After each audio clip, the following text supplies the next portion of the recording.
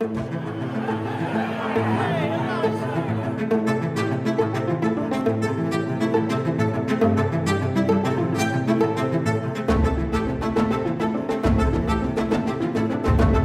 we think we'll be able to end up getting fair elections.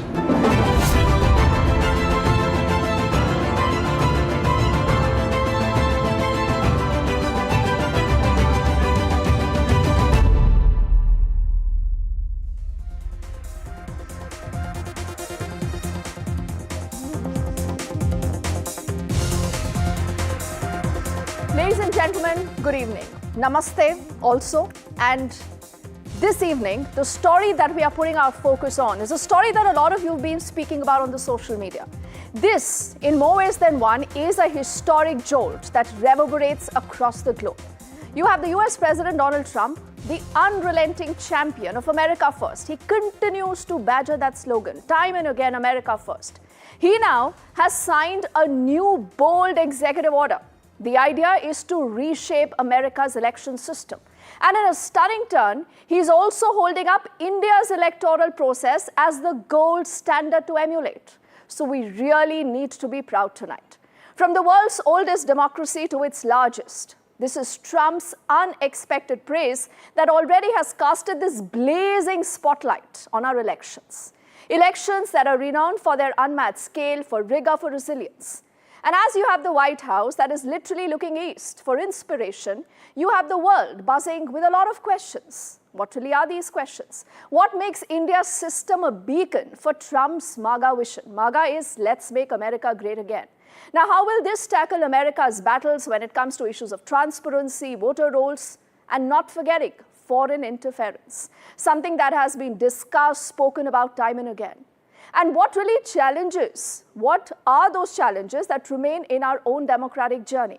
The stakes are high, the world is watching, so we hope that you'll stay with us on the news night tonight as we dive into this extraordinary moment and its far-reaching impact. We'll also get you the India story, the Bharat story. But first up, as always, we bring you our top big questions.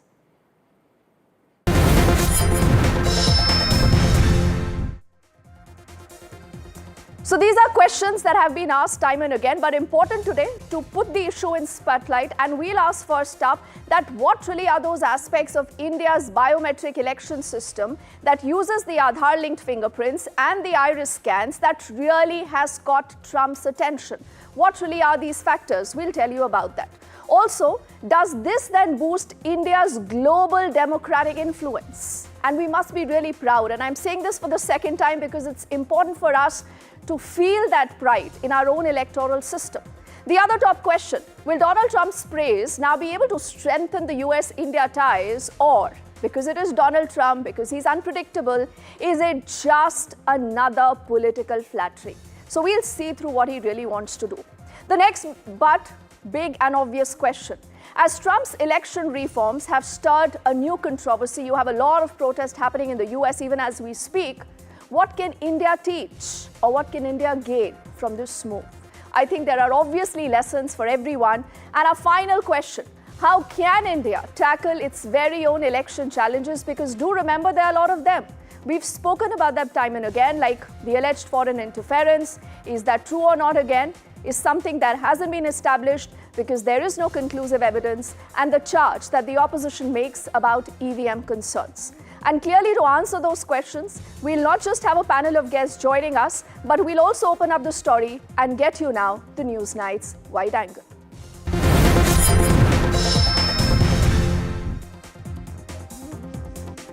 So when it is a wide angle, you're able to look far better. So that's exactly the idea that we'll do here right now on the news night and on our screens. Let's first up tell you what really is this order all about. What is Donald Trump wanting? What is this issue that has stirred such a hornet's nest? Now, Donald Trump says that we will have mandatory documentary proof of citizenship for voter registration, much like you have in India right now. He's actually cited the India example. He said, look at India, how they do their election exercise. This brings us to our next big, important idea that he's put forward, saying that much like India's biometric data system is what the US must have in case it needs to reinforce trust in the democratic system. Let's bring up our next detail. He also wants to strengthen the voter identification standards to ensure that there are no fake voters, because every election should be about the true voters. And again, he cited the Election Commission of India's methods to reduce fraud and voter duplication, a charge that time and again, you would recall, has also been leveled when it comes to the elections in the United States of America.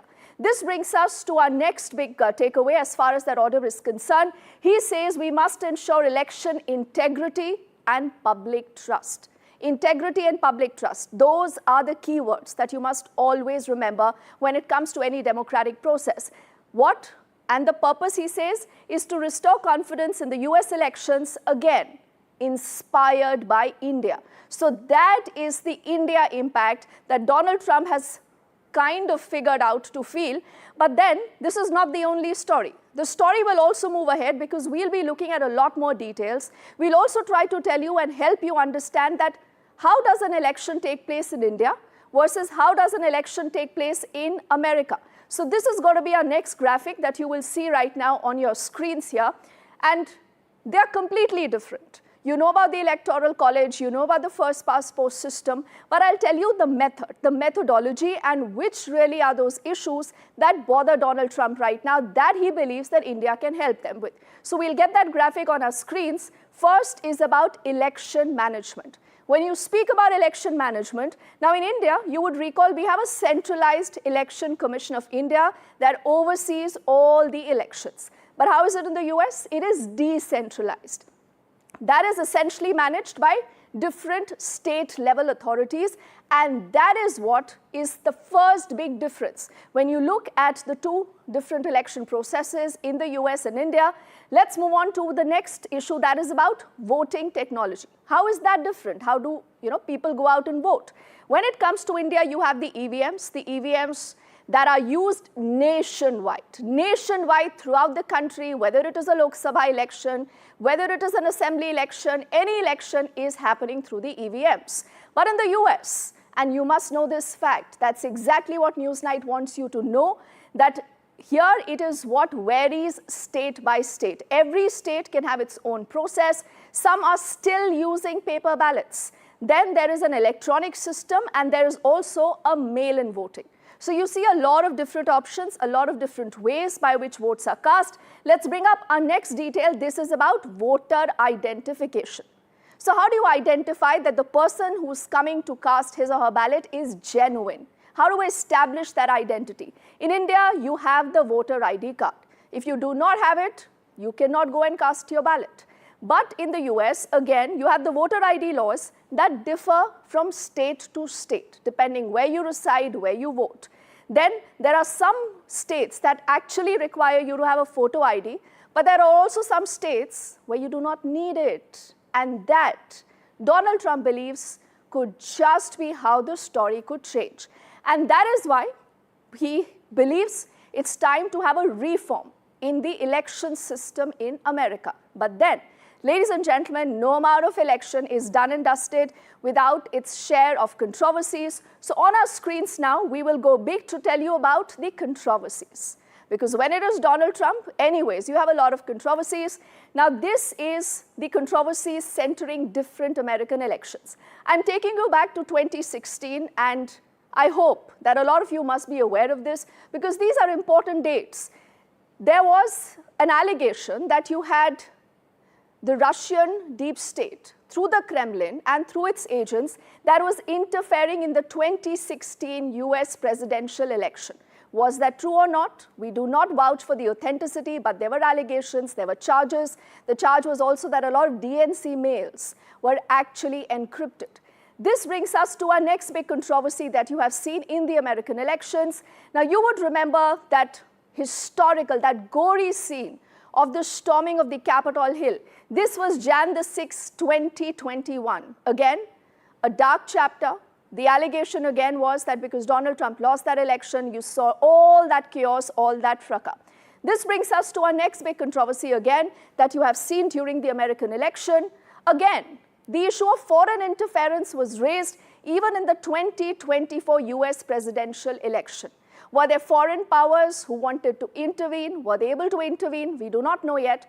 But this foreign interference charge, remember, is something that has been spoken of time and again. And there is a charge that there has been foreign interference, and an attempted one even in India. I'll tell you also about that in just a moment. And this is where now we will go back to tell you more about the Indian election controversies.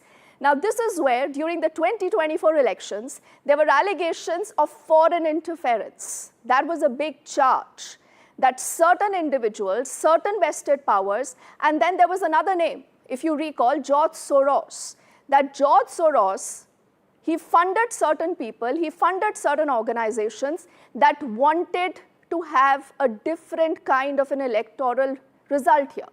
Did that happen or not? Again, like I said, these are very serious charges. There isn't too much of an evidence, but that was the big charge. EVM was being tampered. Again, a charge that has been leveled by multiple opposition netas, by multiple opposition parties, both in the 2019 and the 2024 Lok Sabha elections. There has been that charge.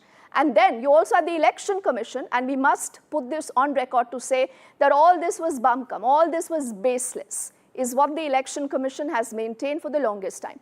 This brings us to our next election controversy when it comes to the Indian election.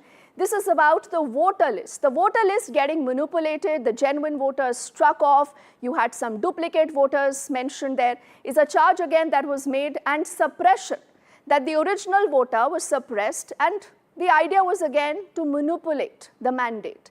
Did that happen or not? Again, the jury is still out on that. But again, these charges came up during 2019 and the 2024 elections. So if you realize this, you will also figure out that every election, because every election is so very important, it is when you, the people, speak up.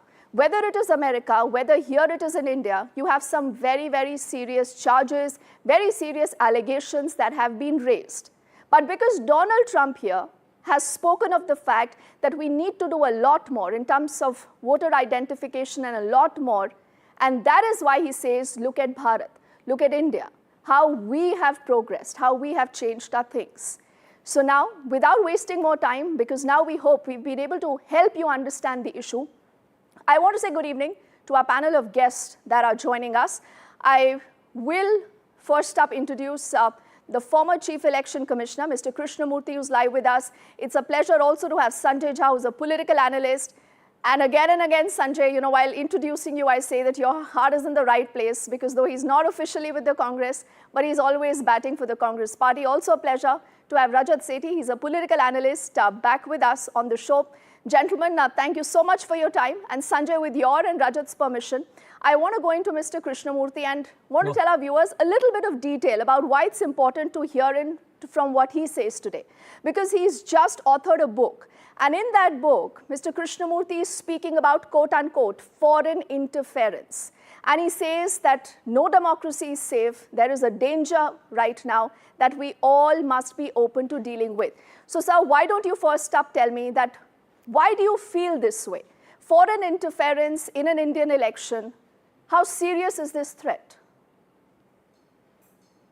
Thank you very much, Dipti. The main theme of my book has been to convey that almost every democracy is facing a threat because of both local as well as international factors. I have been trying to do a little bit of a narration of the evolution of democracy, and I find at one stage everybody thought that democracy was the best answer in terms of human governance. But then over a period of time, democracies have been facing some kind of a threat or other. But what is happening in recent time is not merely ordinary threats, but very subtle and serious threats are taking place by way of it's not merely by way of military aid or by way of economic assistance, but by way of monetary influences through independent agencies or non-governmental agencies, or directly assisting political parties. This is not a very healthy development. And this is the main theme of my book, to say that it is necessary to ensure that democracies function properly without these kind of adverse influences. I think what you're telling us, sir, is pretty serious, but I do know that you need to leave. So I will thank you right now for joining us and for sparing us that much of time. And I'll see you again sometime soon. But Sanjay, you want to pick up from where Mr. Krishnamurthy is leaving. He says this is a serious threat. But then the point is that in the absence of any kind of evidence, Sanjay, that has been out in the public domain, is it all fair to say and is it all fair to tell people that sab kuch kharab hai, sab log mile hue hain? I mean, whether it is the EVMs, whether it's about the voter list, whether it's about this alleged foreign interference, Sanjay. Deepthi, good evening and good to see you in your new avatar on NDTV. Congratulations on the very best. I'm glad you're starting with a serious topic here today for sure. Let me tell you what my thoughts are really. What an irony, right, that we are talking about the current president of the United States who faced charges of actually encouraging and motivating an insurrection against his own government when he was still there as the president on January 6th at the Capitol Hill in Washington. And I think that, to my mind, is a manifestation of the kind of authoritarianism that can happen even in a democratically elected government. And I think, paradoxically enough, both the largest democracy in the world as well as the oldest democracy in the world are actually facing the same predicament. And I'm talking about both India and the United States. The fact is that we can't ignore, yes, we vote. And I think that your viewers should know that merely voting doesn't bring about a complete democratic spirit. That's electoral democracy. What happens between the next election and this election and the next election, the intervening 5 years, is where you determine how a country really works. Now, let me tell you here why I'm worried about Indian democracy. I'm not going to get into the election commission issue. It's already known to people, whether it's the voter suppression, whether it's gerrymandering, whether it is about, suddenly a large number of voters appearing in Maharashtra, which ought to be investigated. Around 45 lakh voters, or maybe 35 lakh voters is a big number. Even, by the way, talking about the big epic, I call it as the epic problem for the ECI in West Bengal. There are problems, but I can tell you why I'm worried about Indian democracy in particular. And Deepthi, there are two factors for it. Number one, campaign finance. No democracy can ever be a proper democracy where the source of political funding is opaque. And we saw that in the huge electoral bond scam. And like it or not, even if you ignore the electoral bond scam, which I think was an absolute, mafia-like engagement, look at the amount of black money that is spent in an Indian election. It is equal to what is spent in an American election, and you're talking about dollar prices or dollar cost. We spend around $8 billion here in a parliamentary election. I'm talking a large part of it is obviously cash. And there are quid pro quos and deals. No wonder 46% of our MPs have a criminal record. My second point is India today is the misinformation and disinformation capital of the world. Fake news is all over the place. You can blame all political parties. Yes, you can. But I can tell you that there are large, huge, big pockets here which are encouraging the rampant distribution of fake news. Okay. Fake news and campaign finance are threats to India's democracy. And I will add that simply because, yes, you're right. I mean, America has its own very archaic, extremely, in my opinion, antiquated electoral college system, but that's for them to solve. Yes. As far as we are concerned, yes, I think it is true that we have made progress on digital identification, etc. That's a positive. Nobody's denying it. But the worry remains, who is funding whom? How do political parties get their money? Is that where the big corporate quid pro quo deals happen with politicians? If that keeps happening, I can tell you, Rajat here, you, me, any ordinary citizen who's not an entrenched political player will suffer.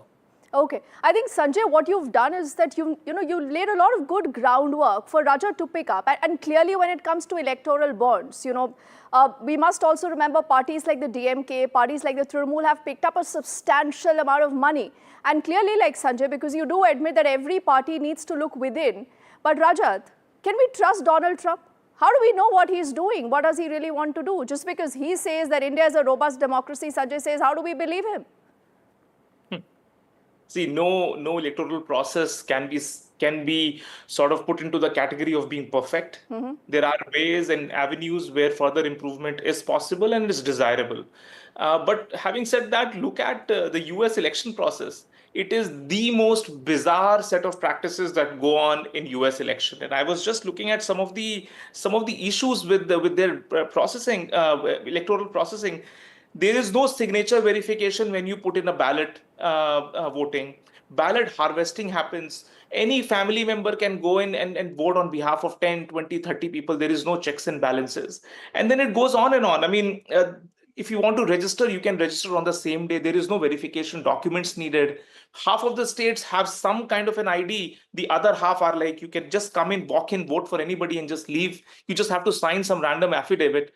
I mean, US election process requires overhaul, complete outright overhaul. And I don't believe that it is Trump or Biden or Democrats or Republican, anybody, they should relook at what the state of electoral affairs are in that country. Now, among all the best practices that are out there, India's election commission has been, touted as one of the most matured process of electioneering, and it has been that symbol of exporting India's core ethos on electoral democracy down to several global South countries. This is something that we've been repeatedly proud of. And the best practices have been shared. There are still some issues within India. Sanjay ji absolutely rightly pointed out that we need to fix our political financing aspect. And there is no easy answer. Had there been easy answer, I mean, those would have been floated around us. There is no easy fix to the problem of political financing. Now, with regards to fake news, that is one more issue that was raised. Now, you need to also draw in a line as to where freedom of expression stops and where does you kick in a state-led crackdown on fake news. That fine line also has to be drawn. I mean, we are not self-regulating here on fake news. So therefore, does the state come in? Who comes in? Who is that super powerful authority which comes in and says that this is fake news? For example, I can just now say that Sanjay ji said that Maharashtra election saw an upsurge of 40 lakh votes. Now, clearly, it has been established a number of times in several television discussions that this is broadly in line with all the past 7-8 elections that Maharashtra State Assembly has seen. It has consistently seen 30-40 lakh voters go up. Now, that fact will be omitted and a fake news would be spread that somehow something special out of the books had happened in 2024 election. Now, is this not fake news? This, you're tom-tomming our fake news on live television. Yes. Now, how do I stop you? And this is the process of discrediting the whole election process in our country. Yes. So, I mean, the list can go on. I believe that thinking minds should propose solutions, not talk about problems. If Sanjay ji feels that fake news is a problem, please propose what should be that model policy to actually control it. Yes, and that must happen. Only for what of time, Sanjay and Rajat, I'm thanking both of you gentlemen, but I think both of you had put forward some very interesting details for our viewers also to know and understand. So that is why this is the idea of, looking at a news night, because this is where we will not just unravel, but as we close the show, we will also be telling you more about what is our take, what is the bottom line on the news night.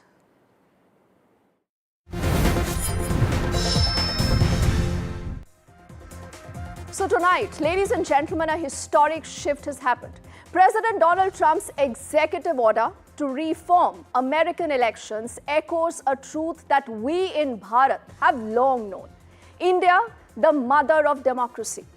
India, that is the mother of democracy, has perfected electoral integrity with biometric IDs and resilient systems, outlasting empires and a lot of upheavals. Now, America's nod to our wisdom is no small thing, and you must accept this. This is a testament to a legacy that is now a global beacon. Yet, you have artificial intelligence and cyber warfare, and these are real threats that loom right now. And they are pretty real, they're right there. They're also capable of distorting votes and sowing chaos. And that is the reason why we must stay vigilant. Our democracy's strength isn't just in its past, but then it's also in safeguarding its future, because we all are walking towards the future.